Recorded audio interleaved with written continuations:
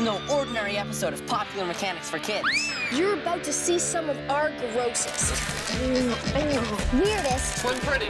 Good. Creepiest, most dangerous, and coolest adventures. all wrapped up into one great show. That's why we call it our greatest hits.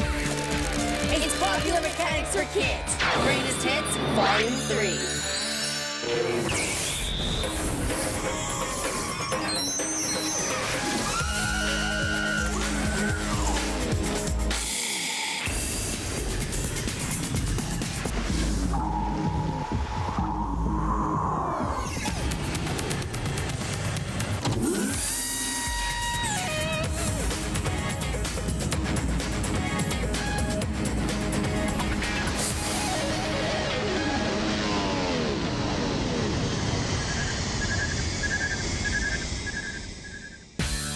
Hey, I'm Tyler. And I'm Alicia. And today's show is a collection of some of our most amazing adventures. So, Tyler, what has been your most favorite adventure so far? I'd have to say breakdancing. Man, it was amazing. They did stuff with their body I didn't even know was humanly possible. Were you able to do it? Now you try. Well, let's just say I've never been known for dancing. Hey, Hey, what's up, Tyler? How you doing? you guys are amazing. Thanks. Hey, you guys want to take a break for a few Vietnam minutes? is a member of Rock Force, the world's best breakdance crew. What? Well, I think you need some lessons from Bionic Man. He's an expert on the subject. What's up? All right, we're gonna try the wave first. You know, remember what you tried to do in the beginning? It's 11 steps. 1, 2, 3, 4, 5, 6, 7, 8, 9, 10, 11. All together now. Yeah, that's pretty good, man. Next, I learned how to do the ghost. Be stiff. Yeah. Enough practice. Let's break.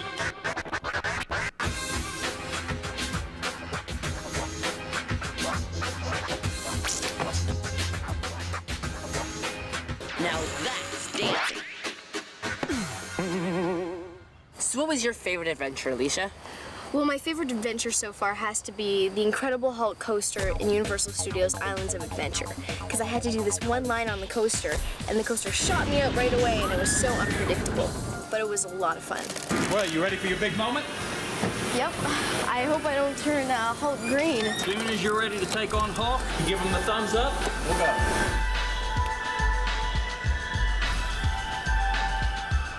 A typical coaster is predictable. You know that after a climb up a hill, you're gonna zoom down the other side. On the Hulk, you get blasted away when you least expect it.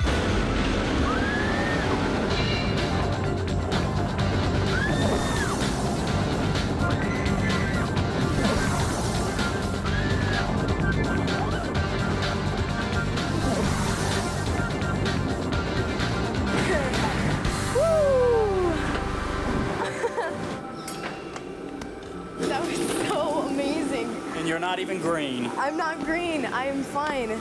I want to do it again. Ride it as much as you want. What makes the Hulk different is that it accelerates uphill with the same thrust as an F-16 fighter jet. It's like being fired out of a cannon.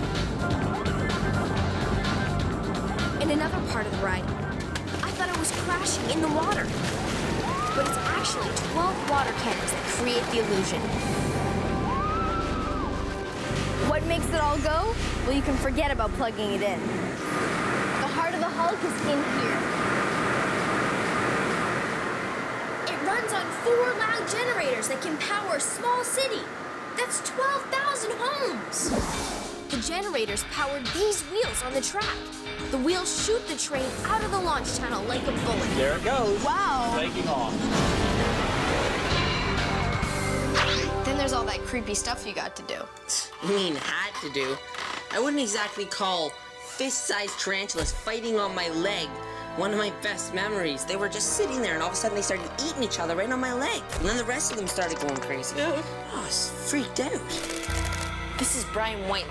He's a doctor and biochemist. Hi, Tyler. Hey, I have over 50 species of tarantulas in my house, and this is Theraphosa blondi from South America. It's one of the world's largest. It's huge. In fact, each of the species has a little different venom, and I specialize in extracting the venom for companies that make medicine. Brian does what's called milking the tarantula. But he's not getting milk. He's getting poison. Spiders use their poison, it's also called venom, to kill their prey. But what's bad for a tarantula's lunch might be good for people. The venom could contain ingredients that can be used to make medicine. This little hairy guy may help us find a cure for epilepsy and other similar diseases. Here, Tyler, why don't you give it a try? Okay, so I have to make it breathe carbon dioxide first, right? Right, that'll make it groggy and lose muscle control. Okay, here we go. Sweet dreams. There we go. To extract the venom, you have to use electricity, but not much. 30 volts only, just enough to cause the muscles surrounding the venom glands to contract. Here I'll show you one of my centipedes. Though it's never been done before, I'm trying to develop a way to extract venom from them, although it's not easy because they're so aggressive. Is that an earthquake? Probably. What happened? I think we've got a problem. Relax, Tyler, but don't move. I'll take care of it. Just don't move. Relax, Tyler, but don't move. So, Vanessa, what was your creepiest adventure? It would have to be the time we went to Thrillvania, the scare park. And my director, without me knowing, had set up somebody to scare me. So I was just finishing my line when this huge guy dressed up in a werewolf suit came up behind me with a chainsaw. I was so scared, I screamed and jumped on the cameraman. I'm in Terrell, Texas, where it's usually not this creepy. This is Thrillvania, a theme park. But it's no ordinary theme park. It's meant to scare people. Believe it or not, Vanessa, they say that this house is haunted with real ghosts. Really? For real. Whoa.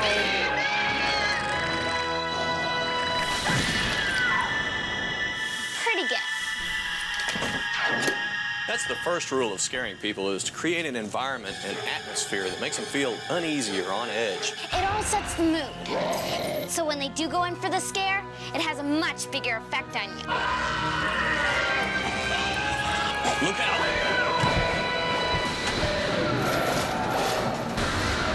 Those pop-outs come so close, they invade your personal space. It's like too close for comfort. That combined with the sudden shock of the unexpected is what can terrorize a person. This is the sawmill. Normally you'd see trees and cut up pieces of wood here. But body parts? It's disgusting. That's what we call horror scare. We expose people to things they want nothing to do with. That would put them on edge. It's just the kind of thing you don't want to touch because it's just too gross. That's what we call terror scare. That scared me. It makes you feel like you're in danger of losing your life. Good dog. We like to keep PMK a little weird. Well, that's why Tyler was hired. I mean, he went swimming in a mermaid costume. Hey, it was really hard to do, and the water was so cold. This is Wiki Wachi's Spring Theme Park, the only underwater stage in the world. Twice a day, they perform a play here. It's called The Little Mermaid. She wants legs.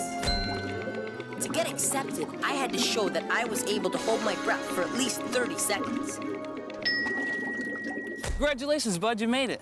It takes more than that to be an underwater performer, though. Follow me to the tube room.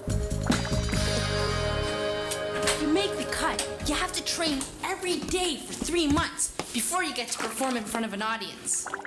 During the play, the actors have to stay underwater for as long as 30 minutes, but they don't hold their breath. They breathe through air hoses.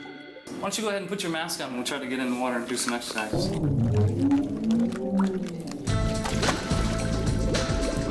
Through the tube, I get to the main stage. All right, now we're gonna practice a ballet move, okay? I want you to do the pike. Go ahead and keep your feet straight, your toes pointed, and go ahead and round in the circle. Hey, that was pretty good. You just want to keep your legs locked next time. Now you're ready for the most difficult part. Swimming with a tail. It's the hardest part of being an underwater performer. Now keep swimming. Use your arms. Swim pretty. Remember, actors have to train for 3 months before appearing in the show. But Derek feels that I'm ready for a part in the performance after only 1 day of practice. And not just any part. The charming prince. I wonder what it would be like to have legs instead of this tail. Love does conquer all, on land and in the sea. And we are the loving proof.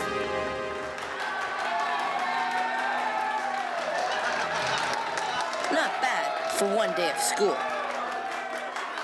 Then there was adventures that we had to have strong stomachs for. I had to do an experiment on the wood frog. While I was trying to find one, I found a salamander and it was all squishy and gooey and gross. Then when I found the wood frog, I couldn't finish my line because it kept jumping out of my hands. But in the end, it worked out fine. Today, we're going to be conducting a frog freezing experiment. But first, we need the right kind of frog, a wood frog. This is no frog, this is a salamander. It's a spotted salamander. Well, let's keep looking for a wood frog. Okay.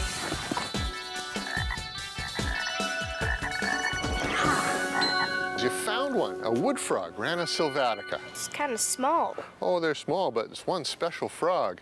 You know, in the winter, salamanders hide deep underground, but these ones just stay underneath the leaf litter on the surface. And freezes? Yep, Solid. like a rock. Here, put it in the bag, and we'll take it back to the lab. Hey, our froggy's trying to escape. Got him. Now we put him in the deep freezer for 20 minutes. Let's take him out.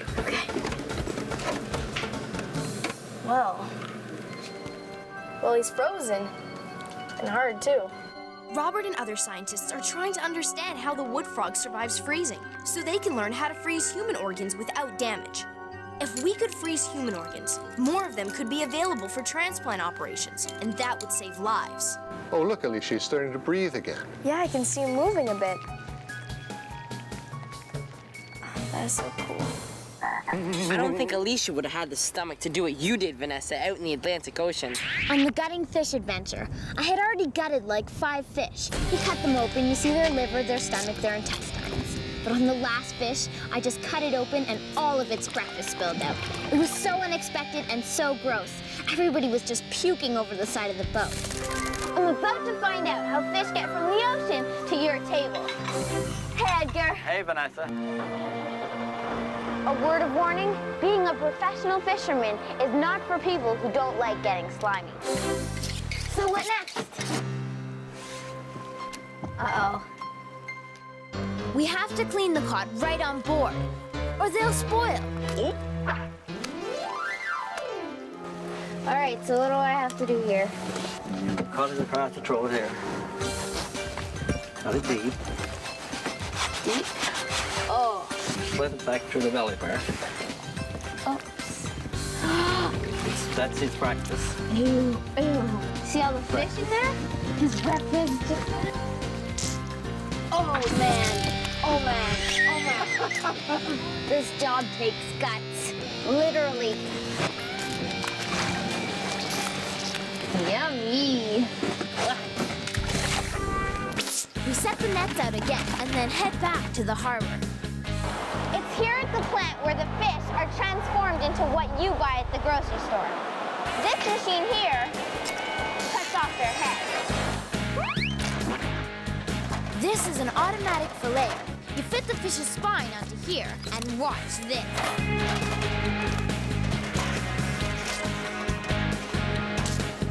Then the cod is packed into boxes and frozen. It goes all over the world. Hi, today's special is cod. I'll have that. I'm sure it's fresh. There you go. Thanks. So we meet again. This is how I like my cod, on a plate. We also checked out some dangerous sports this season. You learned something about motorcycle racing. Yeah, well, I learned when you're only 115 pounds and the motorcycle's near 500, It's really hard to control and you end up falling on your butt. Did you fall a lot? Oh, yeah.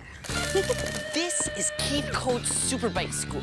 Riders come from all over the world to learn how to handle these powerful machines without killing themselves.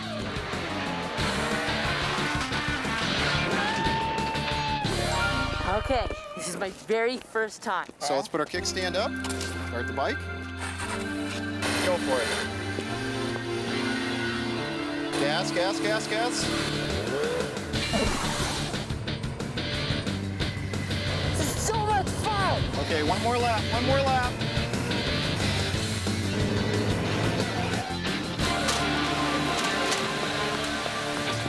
Whoa, Tyler, are you okay? What happened?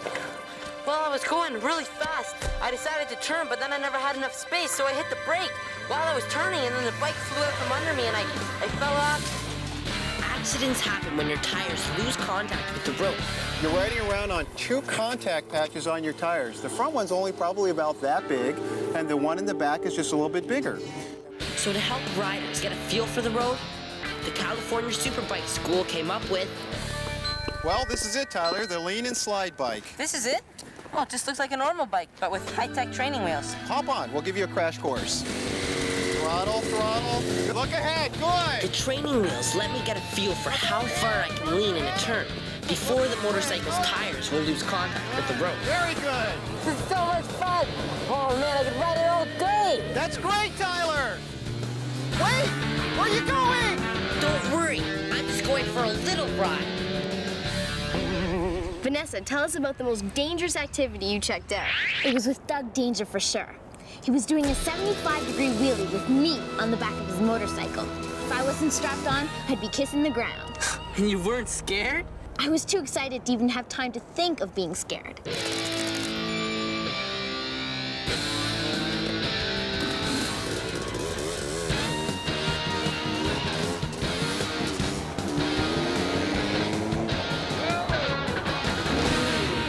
Let's get one thing straight. He's the daredevil. I'm the TV host. Doug Danger's his name, and he holds the world record for farthest jump ever completed. 42 cars. That's almost as long as a football field. Doug has to keep his bike level. He controls it like a pilot flying a plane. If his bike starts to nosedive, he gives it some gas. The spinning back wheel pulls up the front end. Today's jump is gonna be really special. Doug's gonna fly through a fireball explosion. And yours truly gets to set it off. We mix in the explosives and then wire up the detonator. If Doug does the jump right, he won't get burned. My job is to set off the firebomb as Doug flies over the ramp. If Doug lands short, he'll crash. That could be fatal. But if he overshoots the ramp, that's just as dangerous. So don't try this at home. Doug's gotta land on the ramp, right on target. Doug makes some final checks. And he's psyched.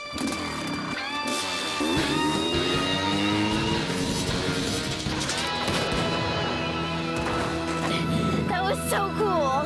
Doug didn't get burned because he passed through the flame really quickly. He made a perfect jump. That was like exhilarating. That's why they call me Doug Danger. That's why they call him Doug Danger. We can't forget to include Charlie in our greatest hits show. He looked at how performers are able to do these dangerous stunts. Hi, and welcome to the new hit TV game show, Do Not Try This at Home. Here is your first question. Which one of these should you not try at home? A, eat an apple, or B, eat a light bulb? Eat an apple?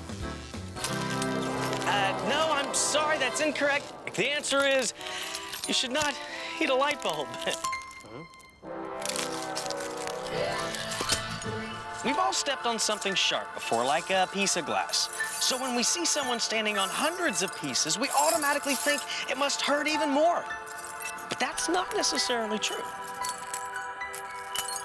Let's say my hand is my foot, and this nail is, well, a nail, all right? If I were to press down with all my weight on top of this one tiny point here, it would puncture my foot. But if I were to press down on 135 nails, my weight would be evenly distributed throughout the 135 tiny little points here. It would still puncture my foot, but not as deep and not as fast.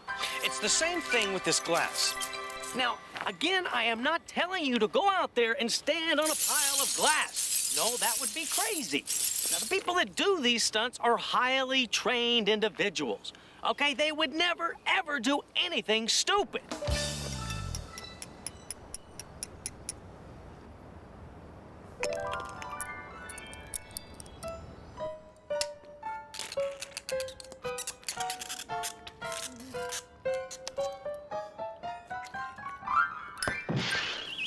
But Charlie, you say, what about when people walk across the coals? How do they keep from burning their feet? Now, for starters, they use wood coal. And they are hot, but the really hot coals are underneath. On top, things tend to cool off rather quickly. The sweat on their feet protects them a bit. And if they move quickly, their feet won't burn. You smell something burning?